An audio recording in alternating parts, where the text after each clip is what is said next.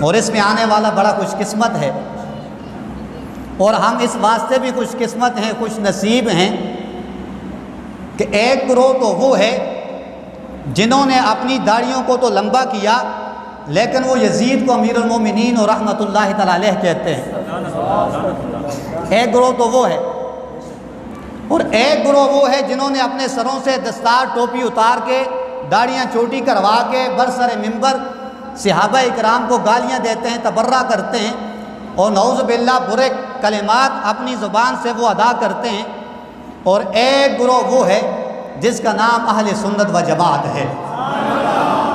और सुन्नी वो है कि जब जमादी सानी का महीना आता है तो जनाब सिद्दीक़ अकबर रज़ी अल्लाह ताला अन्हु के अज़मत व शान का झंडा बुलंद करते नज़र आते हैं। जब ज़िलहज शरीफ का महीना आता है, हज़रत उस्मान गनी रज़ी अल्लाह ताला अन्हु की अज़मत व शान के परचम बुलंद करते नज़र आते हैं। जब रमज़ान की बाबरकत साअतें आती हैं, मौलाए कायनात मौला मुश्किल कुशा हज़रत अली रज़ी अल्लाह ताला अन्हु का झंडा बुलंद करते नज़र आते हैं।